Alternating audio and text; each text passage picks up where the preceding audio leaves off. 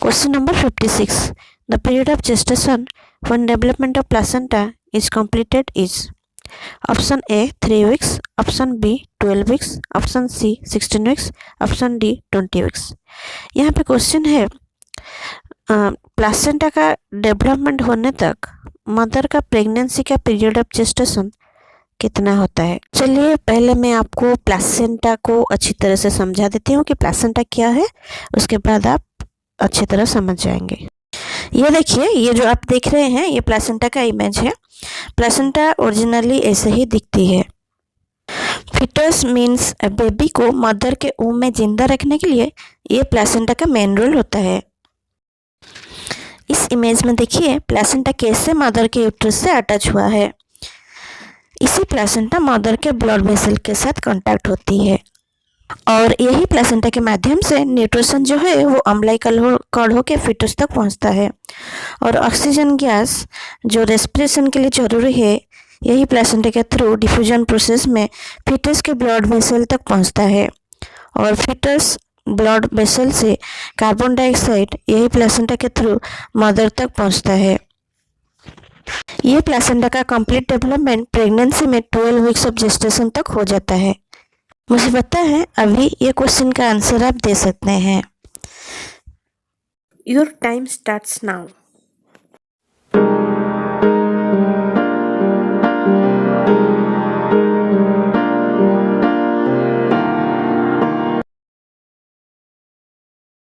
यहाँ पे right answer है ऑप्शन बी 12 वीक्स।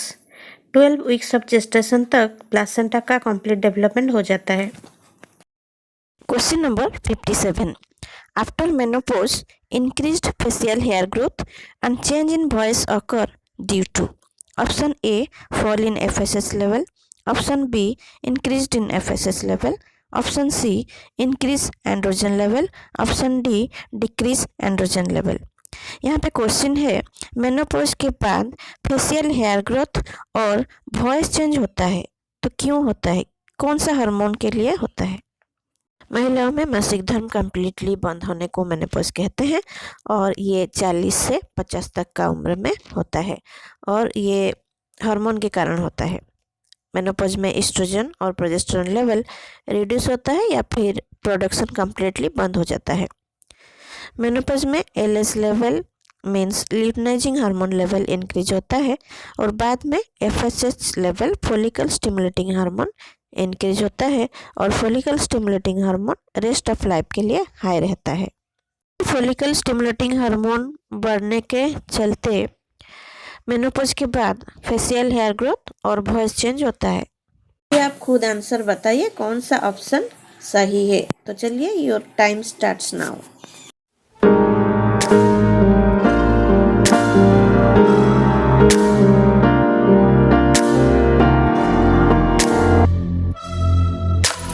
तो यहाँ पे राइट आंसर है option B increased in FSS level.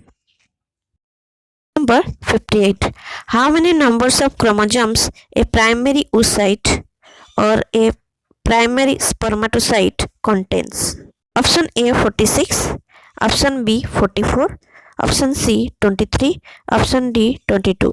देखिए इस इमेज को देखिए, थोड़ा ध्यान दीजिए। यहाँ पे लेफ्ट साइड में जहाँ पे बिफोर बाथ लिखा है उससे थोड़ा ध्यान दीजिए, उसी को पहले देख लेते हैं। फीमेल में बिफोर बाथ oogenesis स्टार्ट हो जाता है। यहाँ पे देखिए ये oogoneum है, means immature female reproductive cell है जो माइटोसिस करती है और इसी से प्राइमरी oocyte बनता है। ये देखिए यहाँ पे oogoneum जो डिप्लॉयड है, 46 क्रोमोसोम है। यही oogoneum में माइटोसिस होता है और माइटोसिस के बाद प्राइमरी oocyte बनती है।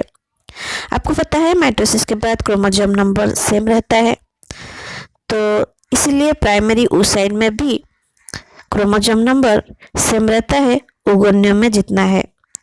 अब oogoneum में आपको पता है कितना था क्रोमोसोम नंबर, 46 था, 2n था, तो प्राइमरी oocyte में भी क्रोमोसोम नंबर 2n मतलब डिप्लॉयड 46 क्रोमोसोम रहता है। यहाँ पे ध्यान दीजिए, हमारा क्वेश्चन है प्राइमरी oocyte में कितना नंबर ऑफ क्रोमोसोम रहते हैं। तो यहाँ हमने देखा कि प्राइमरी oocyte में 2n मीन्स 46 क्रोमोसोम होता है। फिर प्राइमरी oocyte में मियोसिस 1 स्टार्ट होता है। आपको पता है मियोसिस 1 का 4 फेज होता है, prophase, metaphase, anaphase and telophase. Female का embryonic stage primary oocyte meiosis 1 start तो करता है, लेकिन अटक जाता है मियोसिस 1 का प्रोफेज में, आगे नहीं बढ़ता है। जब तक बच्ची बड़ा न हो जाए, जब तक बच्ची को 12-13 साल ना हो जाए, तब तक ये अटक जाता है। मीन्स पीवटी के बाद यही मियोसिस 1 आगे बढ़ता है। अभी आप इमेज का बीच वाला पार्ट को थोड़ा देखिए, ध्यान दीजिए। यहाँ देखिए, यहाँ आफ्टर पीवटी लिखा है, हाँ यही, इसी को हम अभी पढ़ेंगे। देखिए, हमने पहले बिफोर बात में क्या देखा, हमने देखा प्राइमरी oocyte जो है वो 2n है, जिसमें 46 क्रोमोसोम होता है, और वो अटक गया है मियोसिस 1 का प्रोफेज 1 में। अभी हम देखेंगे आफ्टर पीवटी वाला पार्ट। अभी फीमेल का पीवटी आ गया है, बच्ची बड़ी हो गई है, बच्ची को 12-13 साल की हो गई है। अभी प्राइमरी oocyte में वही मियोसिस 1 कंप्लीट होगा। प्राइमरी oocyte में अनइक्वल डिवीजन होगा, एक छोटा सेल बनेगा और एक बड़ा सेल बनेगा। यहाँ पे जो छोटा सेल है उसको फास्ट पोलर बॉडी कहते हैं, जो डीजेनरेट हो जाता है। देखिए, ये जो है ये फास्ट पोलर बॉडी है। इमेज को थोड़ा देखिए, ये फास्ट पोलर बॉडी है। और जो बड़ा वाला सेल है वो सेकेंडरी oocyte है, और ये मियोसिस 1 से फॉर्म हुआ है। तो यहाँ पे सेकेंडरी oocyte का क्रोमोसोम रिडक्शन होता है, और यहाँ पे सेकेंडरी oocyte का क्रोमोसोम नंबर 23 होता है। ये देखिए, ये जो बड़ा वाला है ये सेकेंडरी oocyte है। अभी आप इमेज का राइट साइड को ध्यान दीजिए, जहाँ पे आफ्टर फर्टिलाइजेशन लिखा है। ये देखिए, आफ्टर फर्टिलाइजेशन लिखा है यहाँ पे, हाँ इसी को आप थोड़ा ध्यान दीजिए। अभी हमें इसके बारे में डिस्कशन करेंगे। अब हमने आफ्टर पीवटी क्या देखा था, आफ्टर पीवटी हमने देखा था सेकेंडरी oocyte में मियोसिस 1 कंप्लीट हुआ था, और सेकेंडरी oocyte उसके बाद 23 क्रोमोसोम था। अब हम देखेंगे आफ्टर फर्टिलाइजेशन उसमें मियोसिस 2 कैसे कंप्लीट होता है। तो चलिए देखते हैं। देखिए, ओवारी से ओवुलेशन के समय सेकेंडरी oocyte रिलीज होती है, और फेलोपियन ट्यूब का एम्पुलरी पार्ट में स्पर्म के साथ मीट होता है, और उसी समय स्पर्म का हेड पार्ट सेकेंडरी oocyte का आउटर कवरिंग कोरोना रेडिएटा और जोना पेलिसोडा को क्रॉस करके अंदर घुसता है। तभी सेकेंडरी oocyte में मियोसिस 2 कंप्लीट होता है। यहाँ भी मियोसिस 2 से सेकेंडरी oocyte में 2 सेल बनते हैं, एक छोटा सेल और एक बड़ा सेल। छोटा सेल जो है वो सेकेंड पोलर बॉडी कहते हैं, जो डीजेनरेट हो जाता है। ये देखिए, ये सेकेंड पोलर बॉडी है, और जो बड़ा सेल है उसे ओवम कहते हैं, जो 23 क्रोमोसोम्स होता है उसमें, और वो हैप्लॉइड होता है। स्पर्म का 23 क्रोमोसोम्स और ओवम का 23 क्रोमोसोम्स मिलके 46 क्रोमोसोम्स होता है, और एक न्यू इंडिविजुअल का डेवलपमेंट होता है। अभी हमने स्पर्म फॉर्मेशन प्रोसेस को पढ़ेंगे, जिसे स्पर्माटोजेनेसिस कहते हैं। तो चलिए शुरू करते हैं।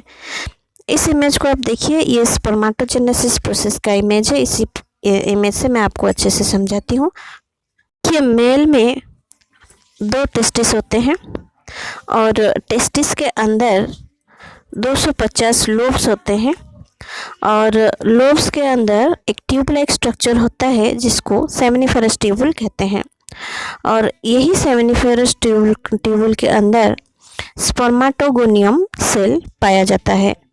यही स्पर्माटोगोनियम सेल से स्पर्म फॉर्मेशन होता है। इमेज में टॉप को देखिए, ये स्पर्माटोगोनियम सेल है जो 2n है, मीन्स डिप्लॉयड है। इसमें 46 क्रोमोसोम्स है। यही स्पर्माटोगोनियम सेल में माइटोसिस होता है, और एक सेल 2 सेल में डिवाइड होता है। आप इमेज में देख रहे हैं, स्पर्माटोगोनियम में माइटोसिस होने के कारण एक सेल से 2 सेल बना है। एक सेल स्पर्माटोगोनियम है और दूसरा प्राइमरी स्पर्माटोसाइट है। देखिए, यहाँ पे स्पर्माटोगोनियम और ये प्राइमरी स्पर्माटोसाइट है। माइटोसिस के बाद सेल 1 से 2 हो जाते हैं, लेकिन क्रोमोसोम्स नंबर सेम रहता है।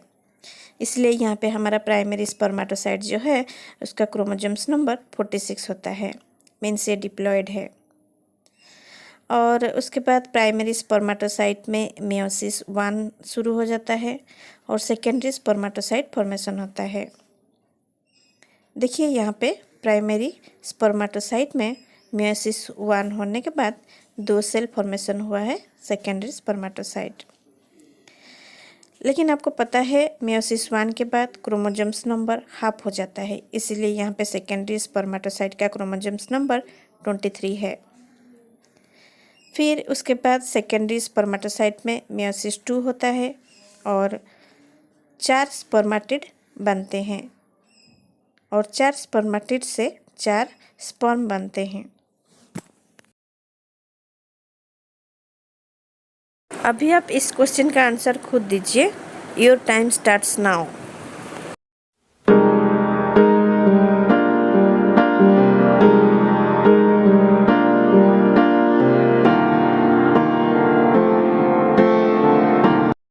प्राइमरी स्पर्मेटोसाइट और प्राइमरी oocyte में 46 नंबर क्रोमोसोम्स होता है, इसलिए यहाँ पे ऑप्शन ए आंसर राइट है। Question number 59, how many number of chromosomes in secondary oocyte और secondary spermatocyte contains? Option A 46, option B 44, option C 23, option D 22। मैं आपको oogenesis और स्पर्मेटोजेनेसिस के बारे में समझा दी हूँ, उसको आप देख लीजिए, इसका आंसर आपको मिल जाएगा। Your time starts now.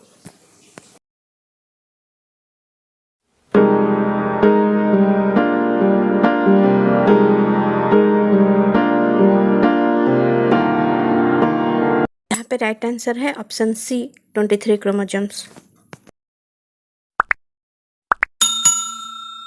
Question number 60. Largest cell in the human body is option A myelin cell, option B glial cell, option C osteocyte, option D ovum। देखिए ह्यूमन बॉडी में लार्जेस्ट सेल ओवम होती है। Even ये sperm से भी बड़ी होती है और ओवम का डायमीटर अबाउट 0.1 mm है। अभी आप खुद आंसर बताइए। Your time starts now.